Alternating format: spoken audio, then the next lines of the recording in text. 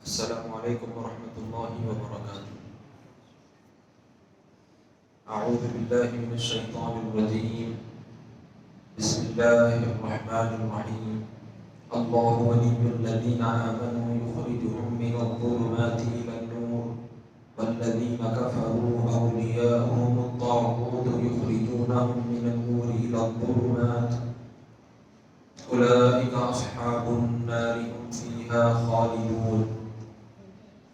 ألم تر إلى الذي حاج إبراهيم في ربه أن آتاه الله الملك إذ قال إبراهيم ربي الذي يحيي ويميت قال أنا أحيي وأميت قال إبراهيم فإن الله يأتي بالشمس من المشرق فأت بها من المغرب فبهت الذي كفر والله لا يهدي القوم الظالمين.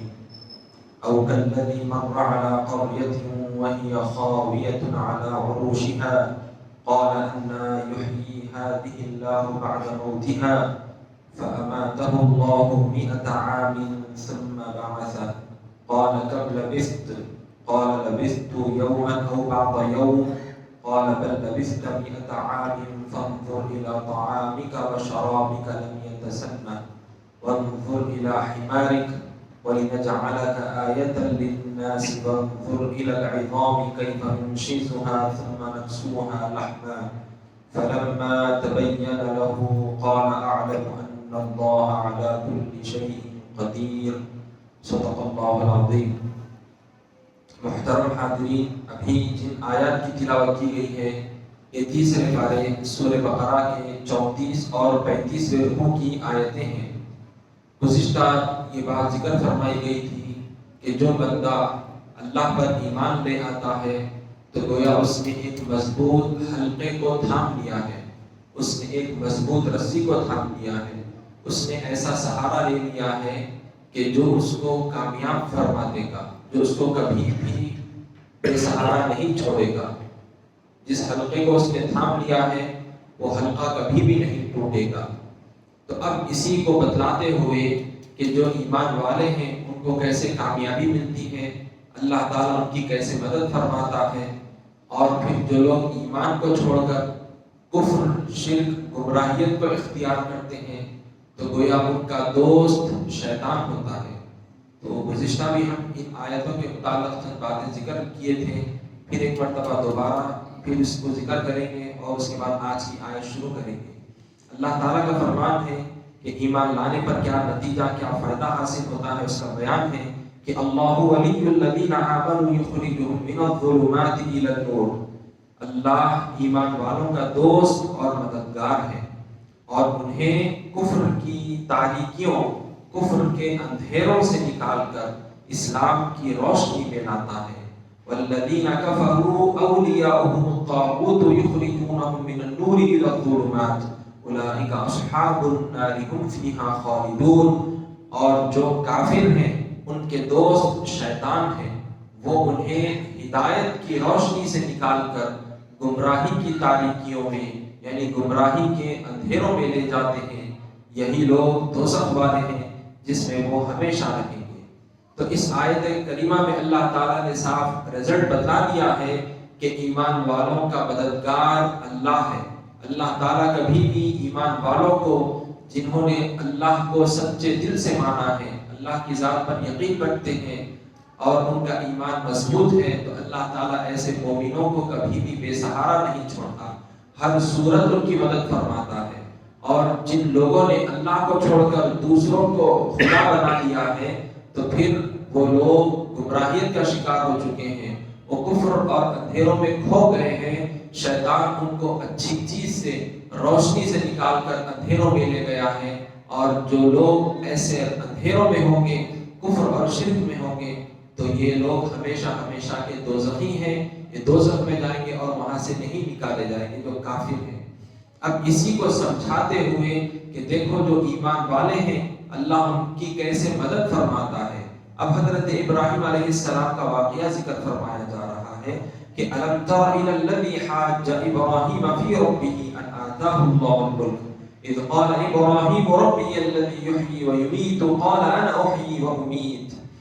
یعنی اے پیغمبر صلی اللہ علیہ وسلم کیا آپ نے اس شخص کی حالت پر غور نہیں کیا جس نے اس سبب سے کہ اللہ نے اس کو سلطنت دے رکھی تھی حضرت ابراہیم سے ان کے پروردگار کے بارے میں جھگڑا کیا؟ جب حضرت ابراہیم نے کہا کہ میرا پروردگار وہ ہے جو زندہ کرتا اور مارتا ہے، تو اس نے کہا میں بھی زندہ کرتا اور مارتا ہوں۔ یعنی حضرت ابراہیم علیہ السلام کے زمانے میں جو بادشاہ تھا، بادشاہ نمرود، اس نے اپنے خدا ہونے کا بھی دعویٰ کیا تھا کہ میں رب ہوں۔ جب حضرت ابراہیم علیہ السلام اس کے دربار میں پہنچے، اس کو دین کی دعوت پیش کیے کہ اللہ کو ایک مان، اللہ ہی ایک ہے، اس کے سوا کوئی معبود نہیں، ہم سب اللہ کے بندے ہیں، تو اب وہ بادشاہ حضرت ابراہیم علیہ السلام سے دلیل مانگنے لگا، جھگڑا کرنے لگا۔ تو حضرت ابراہیم علیہ السلام نے اللہ تعالیٰ کے معبود ہونے پر، اللہ کے رب ہونے پر، اللہ کے خدا ہونے پر یہ دلیل پیش فرمائی کہ اللہ کی ذات وہ ہے جو مردوں کو زندہ کرتا ہے، اللہ کی ذات وہ ہے جو زندوں کو موت عطا کرتا ہے۔ تو اب یہ بادشاہ نمرود جو کہ کم عقل ہے، اس نے حضرت ابراہیم علیہ السلام کے سامنے کہا کہ دیکھو میں بھی تو زندہ کرتا مارتا ہوں، اور اس نے اپنے قید خانے سے دو قیدیوں کو بلایا جن میں سے ایک مجرم تھا اور ایک بے قصور تھا۔ تو اب اس میں سے کیا کرتا ہے کہ جو بے قصور تھا، جس نے کوئی غلطی بھی نہیں کی، تو اس کو قتل کر دیتا ہے، اور جو مجرم تھا اس کو آزاد کر دیتا ہے اور کہتا ہے کہ لو میں بھی یہ کام کرتا ہوں اور اس طرح سے عمل کرتا ہوں، تو میں خود رب ہوں۔ تو اب حضرت ابراہیم علیہ السلام نے اب اس کے سامنے ایک دلیل پیش کی اللہ تعالیٰ کے رب ہونے پر۔ اللہ تعالیٰ کے سامنے اللہ تعالیٰ کس طرح سے کائنات کو چلاتا ہے اس کے بارے میں حضرت ابراہیم علیہ السلام نے بادشاہ کے سامنے یہ دلیل پیش کی کہ قال ابراہیم فإن اللہ یأتی بالشمس من المشرق فأت بها من المغرب فبہت الذی کفر واللہ لا یہدی القوم الظالمین۔ یعنی حضرت ابراہیم علیہ السلام نے کہا کہ اللہ سورج کو مشرق سے نکالتا ہے، تو تو اے نمرود، اے بادشاہ، تو اسے مغرب سے نکال کر دکھا دے۔ یہ سن کر وہ کافر حیران رہ گیا، اور اللہ ظالموں کو ہدایت نہیں دیتا۔ یعنی جب بادشاہ نمرود نے حضرت ابراہیم علیہ السلام سے جھگڑا کیا اور بیتوکی باتیں کرنے لگا، تو حضرت ابراہیم علیہ السلام نے اللہ کے خالق کائنات ہونے پر، اللہ کے رب ہونے پر یہ دلیل پیش کی کہ اے نمرود، اے بادشاہ، دیکھ اللہ کی ذات وہ ہے جو سورج کو مشرق سے نکالتا ہے، اور تو جو اپنے رب ہونے کا دعویٰ کرتا ہے، خدا ہونے کا دعویٰ کرتا ہے، تو تو یہ کر کے دکھا کہ سورج کو مغرب سے نکال کر دکھا۔ تو اس پر وہ بادشاہ نمرود لاجواب ہو گیا، کوئی بات اس سے بن نہ پڑ سکی، اور پھر اس طرح سے حضرت ابراہیم علیہ السلام کو اس نے زیادتی کی اور بربریت کرنے لگا۔ تو اللہ تعالیٰ یہاں پر فرما رہا ہے کہ دیکھو یہ بادشاہ جس نے کفر اور شرک کو اختیار کر لیا، تو اللہ تعالیٰ نے اس کو اسی حال پر چھوڑ دیا اور اس کو ہدایت نہیں فرمائی، کیونکہ جو لوگ اللہ کو چھوڑ کر دوسروں کو اپنا خدا بناتے ہیں یا خود خدا بن کر بیٹھ جاتے ہیں، تو ایسے لوگ اپنی جانوں پر ظلم کرنے والے ہیں، ایسے لوگ دوزخی ہیں، اور ایسے ظالموں کو اللہ ہدایت نہیں فرماتا۔ اور حضرت ابراہیم علیہ السلام پر یہ نمرود کا واقعہ اور بھی دیگر مقامات پر قرآن کریم میں ہم کو آگے ملے گا۔ بس ایک مختصر سی بات اس کے تعلق سے یہ سن لیجئے کہ حضرت ابراہیم علیہ السلام کو بادشاہ نمرود نے بڑا ظلم اٹھایا اور آپ کو آگ میں پھینکنے کی، جلانے کی پوری تیاری کی، لیکن اللہ تعالیٰ نے صاحب ایمان، یہ اللہ کے پیارے نبی خلیل اللہ کی حفاظت فرمائی اور آپ کو آگ میں جلنے سے محفوظ فرما دیا۔ دیکھو تو اللہ تعالیٰ بتلا رہا ہے کہ حضرت ابراہیم علیہ السلام اللہ کو ماننے والے تھے، تو اللہ تعالیٰ نے کبھی بھی صاحب ایمان کو، اللہ کے اس پیارے نبی کو بے سہارا نہیں چھوڑا، ہمیشہ آپ کی مدد فرماتا رہا۔ تو ہر مسلمان کو اپنی جان سے بھی زیادہ اپنے ایمان کی حفاظت کرنی ہے۔ اگر ہم اپنے ایمان کی حفاظت کریں گے تو پھر اللہ تعالیٰ ہر مصیبت میں ہر وقت ہماری مدد فرمائے گا، اور ہم کو ہر مصیبت اور مشکل سے ہم کو اللہ رب العزت نجات عطا فرمائے گا۔ اور یہ بادشاہ جس نے اپنے آپ کو خدائی کا دعویٰ کر بیٹھا تھا، بتلایا جاتا ہے، تفاسیر میں لکھا گیا ہے کہ اس کی موت کیسے واقع ہوئی۔ ایک چھوٹا سا مچھر ایک چھوٹا سا مچھر اس کی ناک میں گھس گیا اور کئی دن تک اس کے اندر رہا اور ہوتے ہوتے اس کے دماغ کو چاٹ گیا اور اتنا نقصان پہنچایا کہ وہ تڑپ تڑپ کر مر گیا وہ بادشاہ نمرود جس نے خدائی کا دعویٰ کیا تھا۔ تو اللہ تعالیٰ نے ایک اپنی معمولی سی مخلوق کے ذریعے سے، ایک معمولی سے مچھر کے ذریعے سے اس بے تحاشا غرور اور گھمنڈی بادشاہ کا کام تمام فرما دیا۔ تو اللہ تعالیٰ جو اس کو نہیں مانتے تو ان کو بے سہارا رکھ دیتا ہے اور ان کو ہدایت نہیں فرماتا اور ان کا منہ کالا فرما دیتا ہے اور ایسے لوگوں کو دنیا اور آخرت میں ذلیل فرما دیتا ہے۔ اب اسی کو مزید اور واضح کرتے ہوئے پھر ایک واقعہ اللہ تعالیٰ ذکر فرما رہے ہیں کہ جو ایمان والے ہوتے ہیں اللہ ان کی مدد فرماتا ہے، جو بے ایمان ہوتے ہیں اپنے ایمان کی حفاظت نہیں کرتے تو ان کو تباہ و تاراج کر دیتا ہے۔ تو اب جو دوسرا واقعہ جو اللہ تعالیٰ بیان فرما رہے ہیں یہ یہودیوں کے تعلق سے ہے۔ اللہ تعالیٰ کا فرمان ہے او کالذی مر علی قریۃ وہی خاویۃ علی عروشها قال انا یحیی هذه اللہ بعد موتها فاماته اللہ 100 عام ثم بعثه قال کم لبثت قال لبثت یوما او بعض یوم، یعنی یا اسی طرح اس شخص کی حالت پر غور نہیں کیا جو ایک بستی کے پاس سے گزرا جس کے مکانات اپنی چھتوں کے بل گر پڑے تھے۔ یہ حال دیکھ کر اس نے کہا اللہ اس بستی کو اس کی ویرانی کے بعد کس طرح دوبارہ آباد کرے گا۔ پھر اللہ نے اسی جگہ اس کی روح قبض کر لی اور 100 برس تک ان کو مردہ رکھا، پھر انہیں زندہ اٹھایا اور پوچھا آپ کتنی مدت اس حالت میں رہے؟ عرض کیا 1 دن یا اس سے بھی کم۔ فرمایا قال بل لبثت 100 عام فانظر الى طعامك وشرابك لم يتسنى، اللہ نے فرمایا نہیں بلکہ آپ 100 برس پڑے رہے، ذرا اپنے کھانے اور پینے کی چیزوں کو دیکھو اتنی مدت میں سڑی تک نہیں۔ وانظر الى حمارك وَلِنَجْعَلَكَ آيَةً لِلنَّاسِ وَانظُرْ إِلَى الْعِظَامِ كَيْفَ نُنشِزُهَا ثُمَّ نَكْسُوهَا لَحْمًا، اور اپنے گدھے کو دیکھو کہ ہڈیوں کا ڈھیر ہے۔ مقصود اس سے یہ ہے کہ ہم تم کو لوگوں کے لیے اپنی قدرت کی نشانی بنائی، اور گدھے کی ہڈیوں کو دیکھو کہ ہم کس طرح ان کو جوڑتے ہیں اور ان پر گوشت کا جامہ پہناتے ہیں۔ فلما تبین له قال اعلم ان اللہ علی کل شیء قدیر، تو جب اس شخص پر حقیقت کھل گئی تو بول اٹھا کہ میں یقین رکھتا ہوں کہ اللہ ہر چیز پر قادر ہے۔ یہ واقعے کے تعلق سے بتلایا گیا ہے کہ یہودی جو کہ حضرت موسیٰ علیہ السلام کے ماننے والے تھے، اور یہ جو واقعہ اس آیت میں بیان کیا جا رہا ہے حضرت عیسیٰ علیہ السلام کے پیدا ہونے سے قریب 600 سال پہلے کا واقعہ ہے۔ یہ یہودی صاحب ایمان تھے، لیکن حالات کچھ ایسے ہو گئے کہ جیسا جیسا وقت گزرا تو وہ لوگ برائیوں میں ملوث ہو چکے، اللہ کی نافرمانی کرنے والے بن گئے۔ اللہ تعالیٰ نے اس قوم کے اندر کئی سارے نبی بھیجے ان کی ہدایت کے لیے۔ ایک دن ایسا بھی ہوا، اب یہ جو واقعہ بتلایا جا رہا ہے کہ وہ یہودیوں نے اللہ کے نبی کو قتل کر دیا تھا، اللہ کے ایک نبی کو قتل کر دیا تھا۔ تو اللہ رب العزت جلال میں آ گئے، غضب میں آ کر ان یہودیوں پر اللہ تعالیٰ نے ایسا عذاب نازل فرمایا کہ ان یہودیوں، ان بدبخت و نافرمانوں پر ایک بادشاہ کو مسلط فرما دیا جس کا نام بخت نصر کہا جاتا ہے۔ تو اس نے ان یہودیوں کی اینٹ سے اینٹ بجا دی۔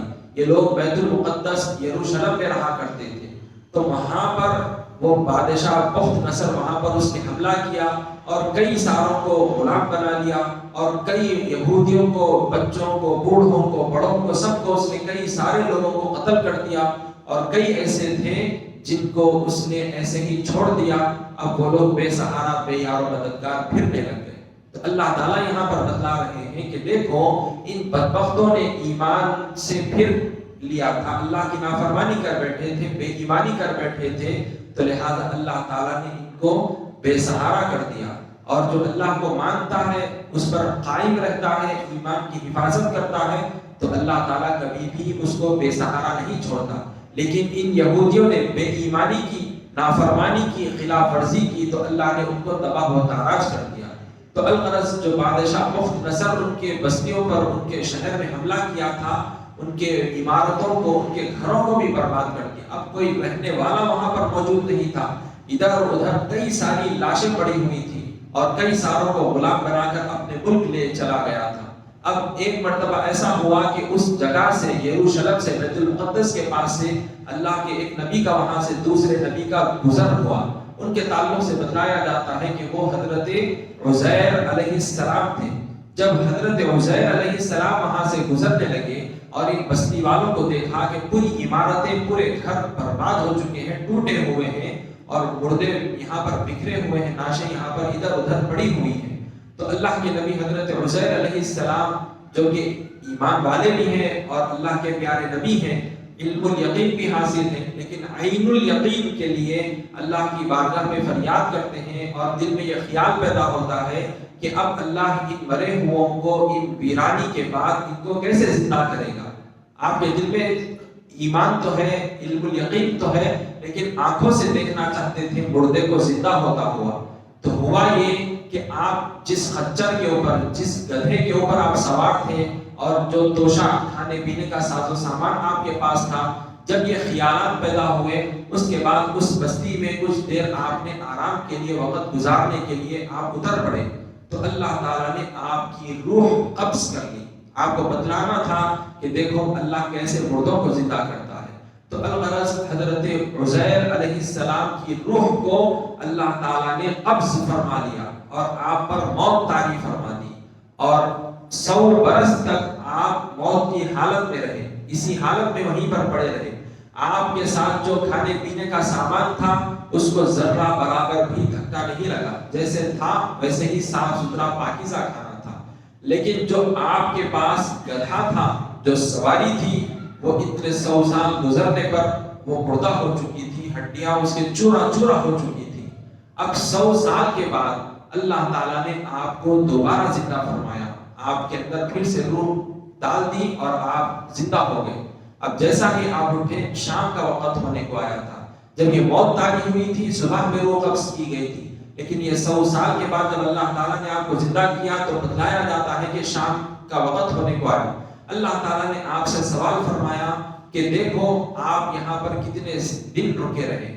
اب آپ نے اندازہ لگانے کی کوشش کی تو اب آپ کہنے لگے کہ میں نے 1 دن یہاں پر گزارا ہے. تو اللہ تعالیٰ نے آپ سے فرمایا آپ 1 دن نہیں بلکہ 100 برس تک یہاں پر مردہ حالت میں پڑے رہے. دیکھو آپ کا کھانا اس کو ذرہ برابر بھی دھکا نہیں لگا. تو اب آپ کھانے کو دیکھتے ہیں. پھر اس کے بعد اللہ تعالیٰ آپ کو بتلاتا ہے کہ دیکھو آپ جس سواری پر آئے تھے گدھے پر، تو دیکھو اس گدھے کی کیا حالت ہو چکی ہے، وہ گل سڑ گیا ہے، اس کی ہڈیاں بھی چورا چورا ہو چکی ہیں. اب اللہ تعالیٰ حضرت عزیر علیہ السلام کو بتلاتے ہیں کہ ہم مردوں کو زندہ کیسے کرتے ہیں. تو اب آپ کی آنکھوں کے سامنے اللہ سبحانہ و تعالیٰ نے اس مرے ہوئے گدھے کو، یہ 100 سال گزر چکے تھے اور وہ ہڈیاں بھی گل سڑ گئی تھی، تو اللہ تعالیٰ نے اس گدھے کو زندہ فرما دیا. اور حضرت عزیر علیہ السلام نے یہ مشاہدہ اپنی آنکھوں سے فرمایا اور اس طرح سے آپ کو عین الیقین یعنی آنکھوں دیکھا حال آپ کو اب اس کے ذریعے سے پورا پورا یقین ہو چکا. تو اب بتلایا گیا ہے کہ اللہ سبحانہ و تعالیٰ مردوں کو زندہ کرنے والا ہے اور زندوں کو مردہ کرنے والا ہے. اور بھی اس واقعے کے تحت جو چیزیں بتلائی جائیں گی انشاءاللہ کل اس کا تذکرہ ہوگا. وصلی اللہ تعالی وسلم علی خیر خلقہ سیدنا محمد وعلی آلہ واصحابہ اجمعین. الحمدللہ.